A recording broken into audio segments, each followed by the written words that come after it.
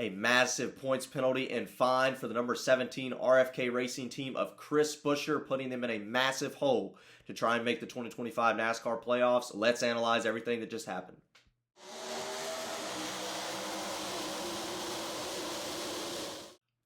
Hello everybody, welcome to Dirty Air. I'm your host Alex Lambert, and we have a massive penalty to analyze today. Chris Buescher, the RFK Ford Racing team, a massive points penalty and fine, crew chief suspension. We'll break all that down. What does that mean for them trying to make the NASCAR playoffs this season? I want to start off by saying I'm not in my usual studio per se because I am on the move right now. I'll be traveling for the next week and a half or so, but should be back in my usual studio in Virginia for the Coca-Cola 600, the Charlotte 600 weekend, so certainly should be back by then. But we have a lot of NASCAR news and racing news in general to talk about before we get to that point. Kyle Larson trying to do the double. We now have a massive penalty being released after Chris Buescher following the Kansas race on a Thursday, which is a little strange, usually on a Wednesday.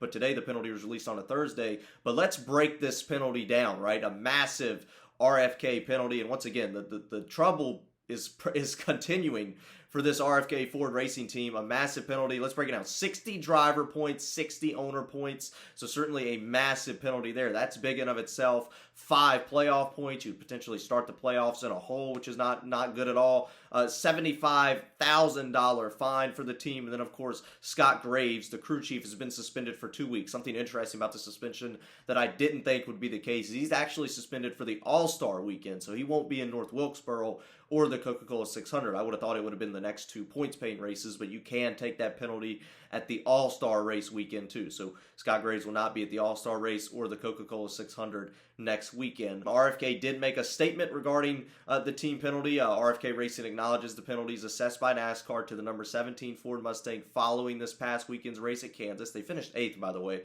We remain committed to full compliance with NASCAR's rules at this time.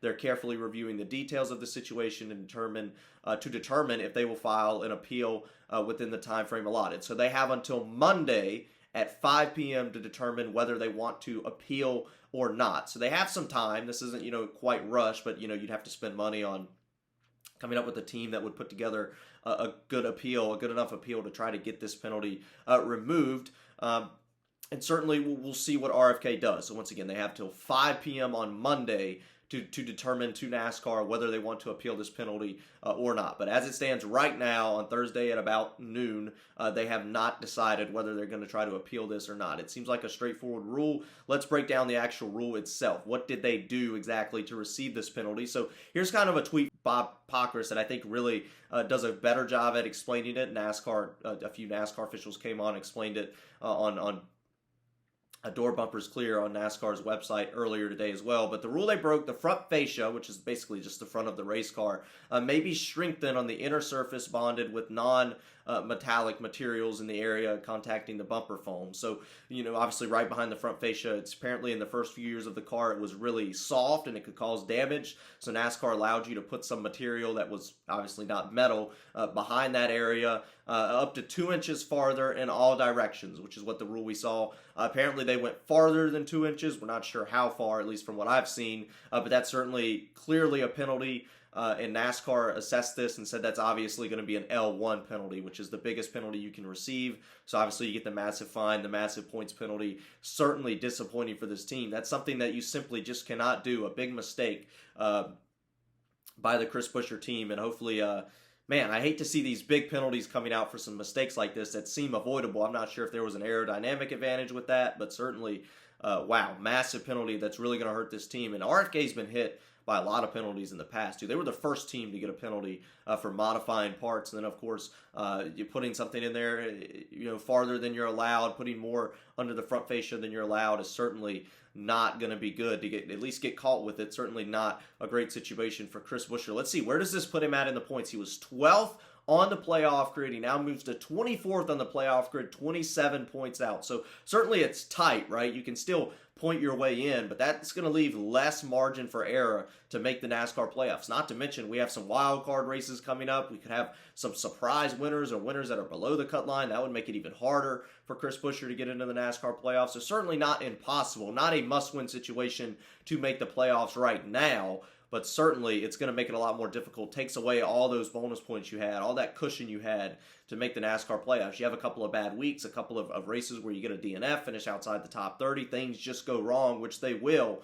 You don't have that cushion anymore, so you're going to have to be perfect, and now this changes the way you have to race for the rest of the season. So certainly very frustrating penalty for Chris Buescher and the RFK team. Really feel for that team right now, but you can't break those rules.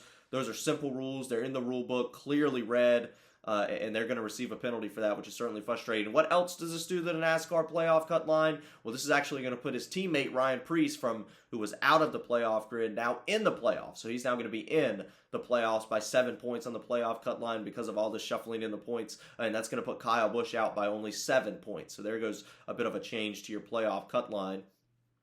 So in a strange way, it does put one of the RFK Fords currently in the playoffs. Once again, only going into week 13 of the 26 regular season race schedule. So certainly a long ways to go. A lot will change on the playoff grid before we get to Daytona for the final race of the regular season. Then, of course, start the playoffs out with the Southern 500. But that's really all there is to discuss following today's penalty. I wanted to break all that down. We do have some big news. Obviously, Kyle Larson practicing in the Indianapolis Motor Speedway this week, trying to run the Indy 500, do the double. We'll see how that goes. We know the president's going to be attending the Indy 500. That's exciting. Then you have the Coca-Cola 600 following that night. So certainly a lot of news is coming out about Memorial Day weekend. Racing is a big deal on Memorial Day weekend. One of my favorite days of the year. Hopefully it's a fun weekend, a weekend that weather stays away from this year. Hopefully we get sunny skies or at least no rain delays like we had last year, which was very frustrating. But I'm really excited for that Memorial Day weekend. We do have the All-Star race coming up. Of course, I'll be doing race review videos following the All-Star race. We have the heat Saturday night,